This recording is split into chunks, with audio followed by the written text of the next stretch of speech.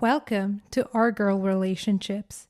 On this channel, we discuss day-to-day problems people face in their lives. Let's start with the video. My husband and mother started getting along extremely strangely in the past few months. The reason I say strangely is that how their interactions came through and how they constantly lied or tried to cover something up about one another sparked so many suspicions within me and my sisters. At first, their interactions started seemingly. Harmlessly, they would run into each other as they went to a doctor's office or on their way from work or at a grocery shop. Then I realized that I heard about my mother and my husband's life pretty much every day or two. Even when that happened, I tried to keep red flags at bay, not to mention or spark any unnecessary arguments with my husband or my mother. I only realized that something was going on or being deliberately hidden when my sister found them at a hospital together. When she asked me if I had known about it, I was utterly clueless. Neither of them cared to inform me after the interaction when my sister told me that my mom and my husband were secretly meeting up at the hospital without letting me know. I was infuriated and I made sure to let my husband as well as my mother know of my feelings. I talked to my husband as soon as he walked into the house and asked him where he was, and he blatantly just lied to my face telling me that he was at work, and then he stopped by a coffee shop to catch up with an old school friend of his, completely denying having been with my mother. He sounded so sincere in the way he tried to explain to me that he wasn't with her, that the only reason I ended up still being convinced he was lying was that my sister was utterly oblivious to my suspicions and the red flags that have been going up throughout the past few months. The incident that tipped things over the edge and changed the course of my marriage and relationship with my mother took place a few months after that story. I was talking to my mother over the phone. She briefly mentioned that she was going to Switzerland with a few of her girlfriends because one of them's husband had passed away recently and his lifetime goal was to go to Switzerland, and that his wife was traveling there to scatter his ashes in the spot they always wished to go to. As heartwarming and saddening as that story may sound to you, it was completely false. I know that because I ran into the friend that my mother was talking about a few days ago, after a week before my mother was booked to depart. She told me that she wasn't aware of any plans with mom and had no clue that she had made plans with my mom. She denied that they were going to go to Switzerland, and my red flags were immediately fired again. What's even worse is that not even a few hours after I had gone home from talking to my mother's friend that confirmed my mother was lying to me, I was informed by my husband that he was flying out to Europe for business purposes, and his trip would be no short of a weekend nor more of a month. At the same time, my mother was supposed to go to Switzerland. The only thing that didn't overlap between them was my mother leaving about 3 days before my husband did. At this point, I was extremely distraught and could tell something was being cooked. And that thing was sinister in Love Island and was going to ruin my marriage. I couldn't talk about it with my mother and get her opinion on it, and the closest I could get to her was my sister again. I called her fully broken down and told her about what was going on, and she told me that she would be there for me in trying to figure things out as things progressed, and maybe they wouldn't go together, and they would end up going to 2 different countries. She tried cheering me up by telling me that it's weird how life sometimes works and I should have trust and faith in my husband and mom, but I knew that something was up and I couldn't shake off the intense feeling of unease and distress. Those few days passed and my mother did end up flying to Switzerland, and my husband followed mere days after. My suspicions were quickly confirmed when I realized that the spy app I had installed on my husband was proving fruitful. They had indeed headed to the same country. Not only that, but they were in the same city and the same hotel at the same time. As insane as this might sound to you, but at the time I was convinced that my mother and my husband were having an affair behind my back. They had flown together to one of Europe's finest countries as some twisted romantic getaway, while I stayed at home and sobbed the fallout of the 2 cornerstone relationships in my life. Not only was I then convinced that my mom and husband were having an affair, but I also suspected that my mother could be pregnant because they would always run into each other at the doctor's office and go to the hospital without letting me know and lying about it even when I confronted both of them. My sister had only seen them there once, but only God knows how many times they went and how many times they lied about where they have been. My mom was married at a young age. She had us when she was young.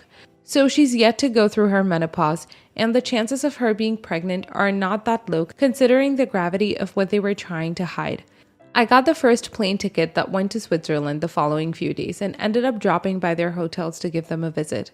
My sister had come with me for emotional support, but little did we know that we were about to learn information that not only would make us realize that we're crappy people, but that would also change the course of our lives.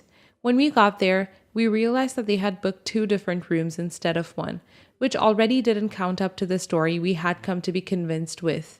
Still, we walked into their rooms, my sister into my mom's and me into my husband's, and found them hooked to monitoring machines and needles numbered for more remarkable than what the human body should be attached to. Standing at the door and seeing my mom in such conditions made my knees sink to the floor as the realization hit me. My mother was probably sick of something so deadly, she wasn't even able to tell me about it, to a point where she needed to fly to another country to get treated for it. And I was here to accuse her of having an affair with my husband and end my relationship with her. A few months back, they both did run into each other at the hospital, where they were getting medical checkups. Their assigned nurse had made a grave mistake of switching equipment that she was using while an autoimmune patient and ended up infecting the new supplies that she was using on my husband and mother. They had walked in at the same time because they were technically considered a family. As a result of this, my mom and my husband both got HIV. The nurse got fired and sued by the hospital. And a couple of other people that had suffered the same destiny as my mom and husband, only my mom and husband chose not to put forth any charges and to salvage their lives as soon as possible before things would take a more irreversible route. They began their treatment immediately and wasted no time getting involved with legal shenanigans. They were transferred to Switzerland for the last procedure, and that was supposed to declare that they were finally HIV-free.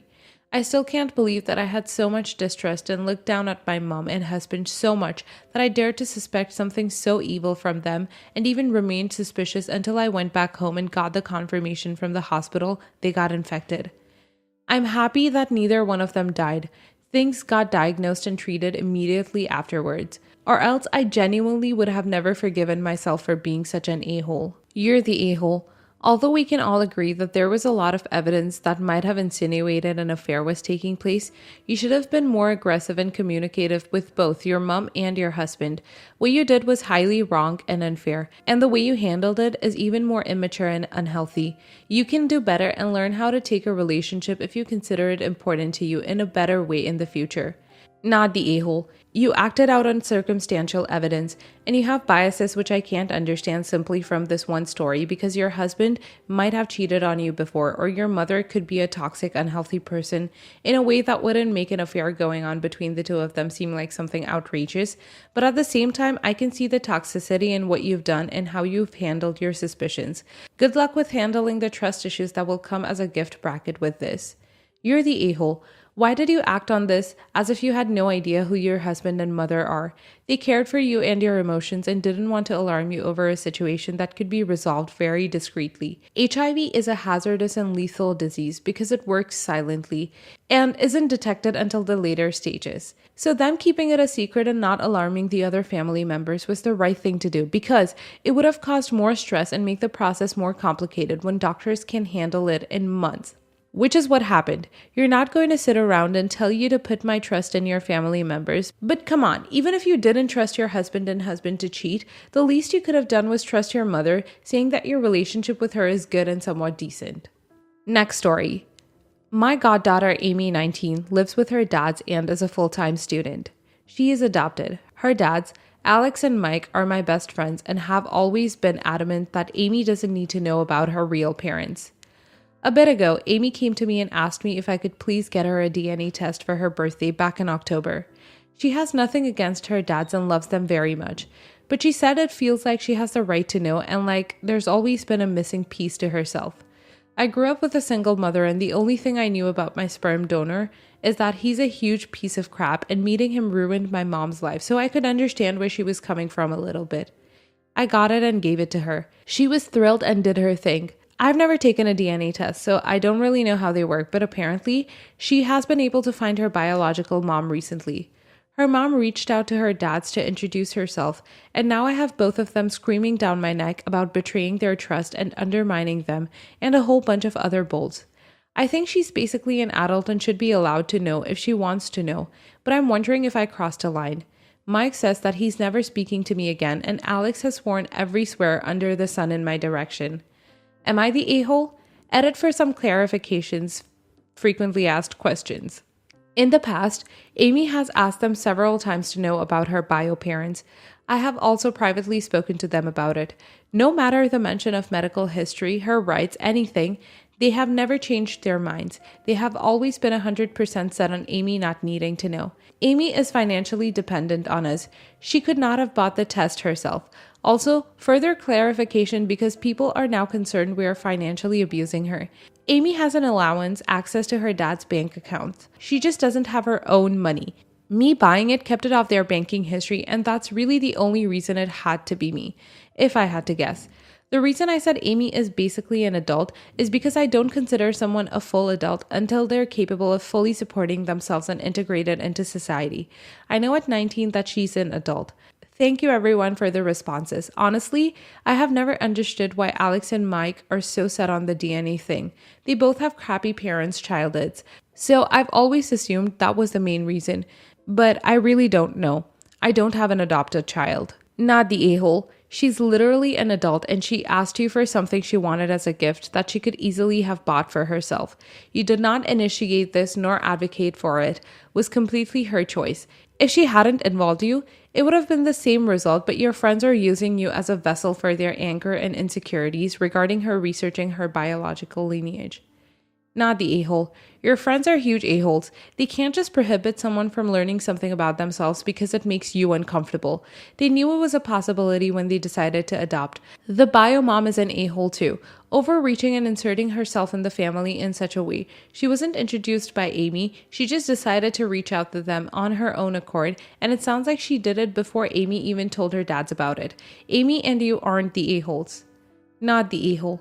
Amy is 19. Amy is an adult. You didn't do anything for her that she couldn't have gone out and done for herself. I think it would have been wise to inform your friends, especially since you knew how they felt. I'm sure things are uncomfortable for Amy at home right now. So had you explained your own experience, you could have helped them to understand why it's so important, but also that they aren't being replaced, which I imagine is a concern for them. Personally, I think knowing who your birth parents are is helpful to understanding who you are and where you come from. But it's actually necessary because you should know if there are genetic health risks in your family, that is cancer, etc.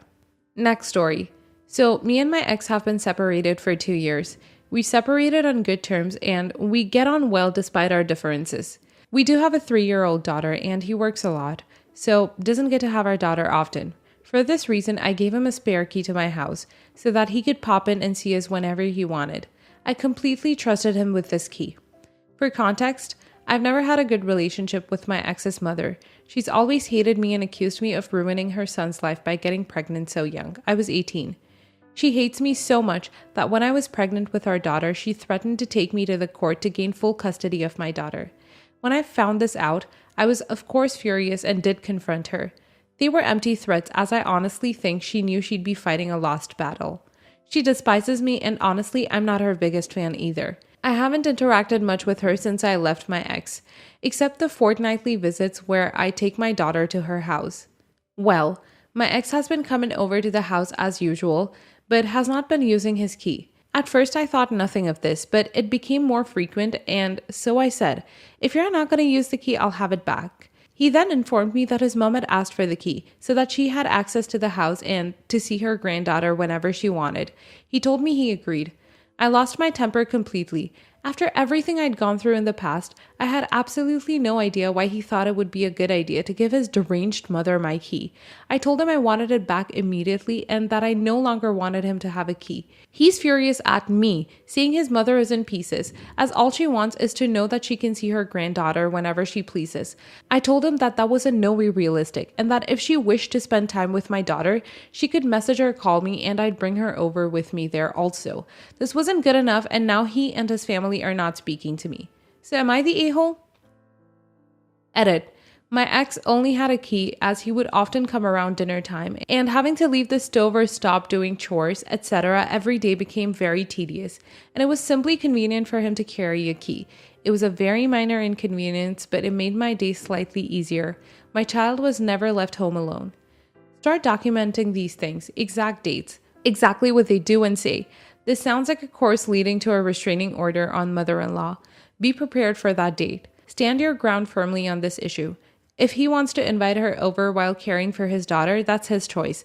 Giving her access to your home is a gross violation of trust, and you're in the right to revoke that access.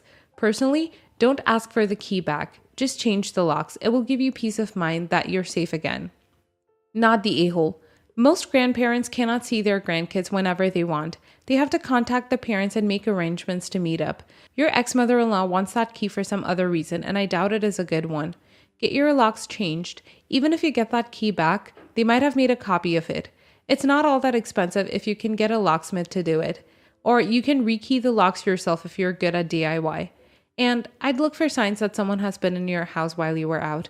She clearly wasn't using the key while you were at home, but that doesn't mean she didn't snoop around while you were out. I'm hung up on the concept of ex-mother-in-law having a key under the guise of seeing the grandkid. You said this so well. This isn't a normal thing to see a grandchild anytime a grandparent pleases. OP is clearly a good parent. This 3-year-old isn't just sitting there, alone for grandma to pop over and chat with and then leave again. If original poster hasn't seen grandma over in all this time, then what's the key being used for? Not the a-hole. Not the a-hole. Change the locks immediately. This woman will make a copy before she ever returns it. And if she has already threatened to fight for custody before, you don't know why she would do that kind of unlimited access to your home. Plant drugs or trash the place and call CPS on you springs to mind. A tad extreme, but if this sub's taught me anything, it's that anything really is possible. Never give your ex a key. He has proven himself to be completely untrustworthy in violating yours and your daughter's safety. Document everything from now on and anything you can remember and have proof of retroactively. I have a feeling you're gonna need it.